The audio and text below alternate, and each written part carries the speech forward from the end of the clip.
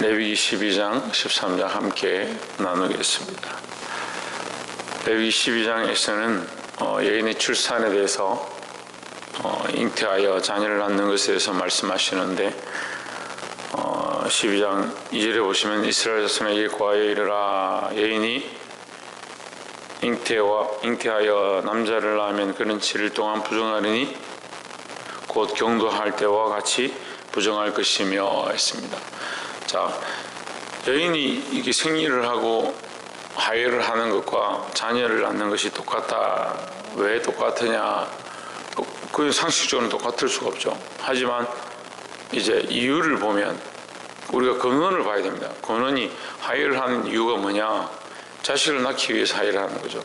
그러니까 자식을 낳지 못하는 자들이 하혈을 하게 되는 것이고, 하혈이 끊어졌다는 것은 자식을 이제 낳지 못하는 상황이 된다는 것이고, 근데 이 하혈하는 것은 생명을 출산하는 것인데, 생명을 출산하지 못하는 자는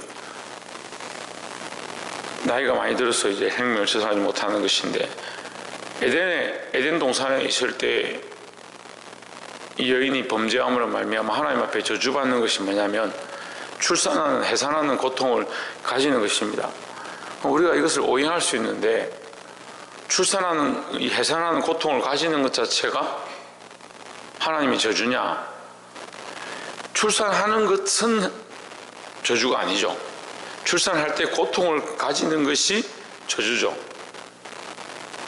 예, 조금 더 생각해 보면 우리가 자녀를 생산하고 자녀를 낳는 것은 하나님 주신 큰 축복입니다. 그런데 이 자녀를 낳을 때 고통이 있는 것, 그것은 하나님께서 우리에게 죄의 모양으로 가르쳐 주신 것입니다. 우리가 이 성적 타락 또한 육체의 즐거움이 동반되면서 성적 타락이 있어서 죄로 범죄함에 이르게 되는 것은 이건 악한 것이죠. 하지만 부부간의 성적인 이 교합을 통해서 즐거움을 누리는 것은 하나님 주신 축복이죠. 우리 안에 이 축복과 저주의 모양이 같이 있는 겁니다. 그럼 우리는 정말 이 미묘한 차이인데 이걸 조심해야 되는 거죠. 우리가 그리스도와 동행하고 그리스도의 말씀을 따라 쫓아가는 것과 이 말씀을 잘못 사용해서 자기 스스로 교만하고 자기가 말씀을 다한다, 내가 하나님 뜻을 알고 있다 라고 하는 이 교만의 차이가 정말 종이한장 차이인데 이게 같이 있거든요. 이게 구별을 잘 못하는 겁니다. 교회가 서로 연합하고 함께 있는 것이 즐겁고 그 안에 하나님의 영광을 구하고 서로 교제하는 것 참 좋은데, 교제를 하다 보면 하나님의 영광은 어디 가고 인간들끼리 모이는 게 좋은 거죠.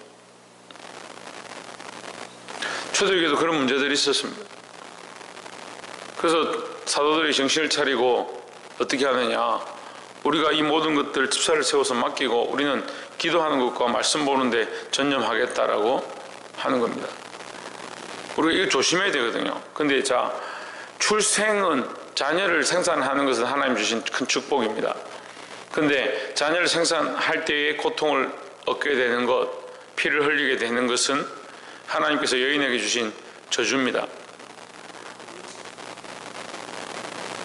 그러니까 이 근본이 뭐냐? 죄로 말미암은 결과다라는 거죠. 그러면 하나님 앞에 우리가 은혜로 있었으면 자녀를 낳는 고통이 어떻게 보면 없었다는 거예요. 자녀를 낳는 즐거움이 더 컸을 것이라는 거죠. 지금도 우리가 자녀를 생산하고 자녀 출산할 때 그 기쁨을 주셔서 자녀 출산에 대한 하나님의 은혜를 우리에게 가르쳐주고 있지만, 결국은 생산하는 이 고통을 주시는 것은 인간의 죄악된 모습을 보라고 하는 겁니다. 우리의 연약함을 볼 수 있으면 자기의 연약함을 볼 수 있어야 됩니다. 인간들이 자기 죄인임과 자기 연약함과 인간이 할 수 없음을 깨닫지 못하니까 자꾸 뭘 하느냐, 자기 힘으로 자꾸 해보려고 하는 거죠. 근데 3절에 보시면 제7일, 제8일에는 그 아이의 양피를 뺄 것이요, 그 여인은 오히려 33일을 지나야 사녀리 깨끗하리니 했습니다. 자, 이 자녀의 양피를 베고 시간이 지나야 깨끗해진다. 이 여인의 피 흘림으로 말미암아 생산이 일어나는 것은 축복의 모양인데, 피 흘림으로 말미암아 뭐가 따라오느냐? 고통이 따라온다. 고통이, 그 자녀가 양피를 뱀으로 말미암아 하나님 앞에 정하여지는 일이 시작되는 겁니다. 자, 인간의 죄의 결과는 결국 사망이죠. 죄의 결과는 사망입니다. 그런데 그 사망의 결과를 하나님 우리에게 사망을 주고 저주를 주는데 목적이 있는 것이 아니고, 우리를 다시 깨끗하게 하셔서 구원하는 데 목적이 있습니다.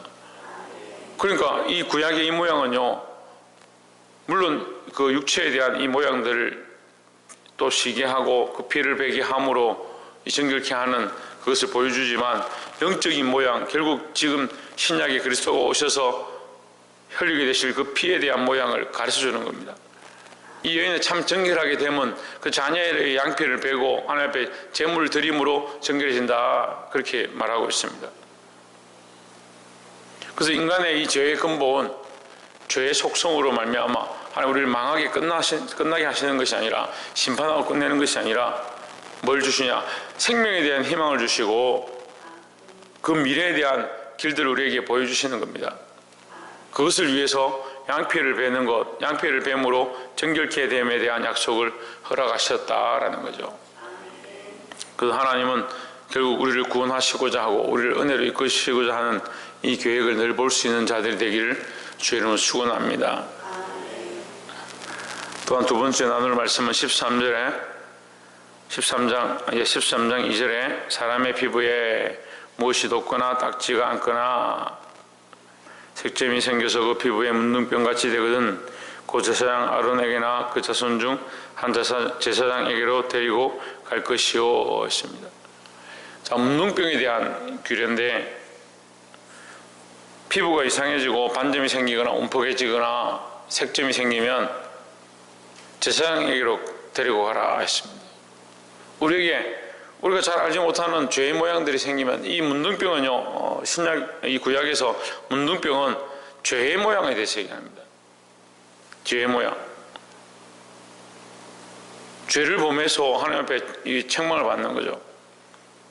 이게 100%는 아니지만 어쨌든 문둥병이 걸린 것을 하나님의 심판의 모양으로 많이 봅니다. 그런데 이 죄는 어떻게 되느냐? 온몸에 퍼집니다. 머리끝부터 발끝까지 이렇게 다 퍼진다라고 되어 있습니다.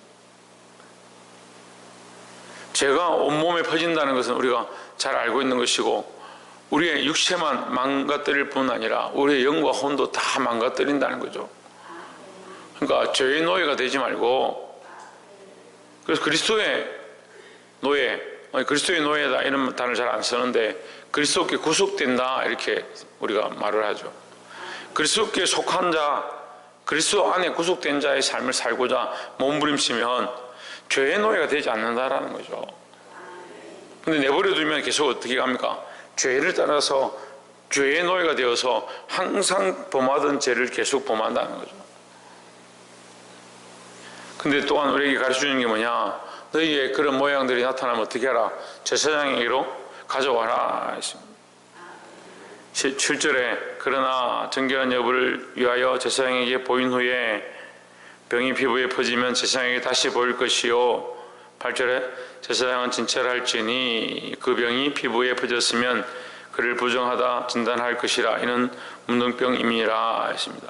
보이는 것도 제사장에게 보이고, 부정하고 부정하지 않은 것도 누가 판단하냐? 제사장이 판단하게 했습니다. 그래서 우리가 문제가 있으면 이 제사장은 주의 정도를 얘기하고, 좀 더 나아가서 제사장은 예수 그리스도를 얘기합니다. 그러니까 우리의 죄의 모양과 연약함들을 어떻게 하냐?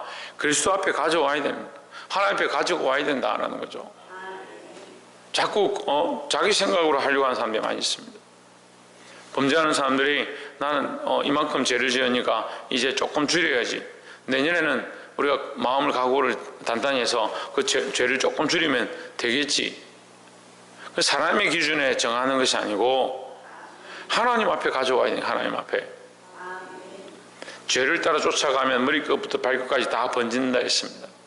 그래서 사람의 기준으로 그것을 하는 것이 아니고 하나님 앞에 가져오고 그리스도 앞에 이 죄악들을 내려놓을 때 예수의 피로 정결케 되어지는 은혜가 있는 줄 믿습니다.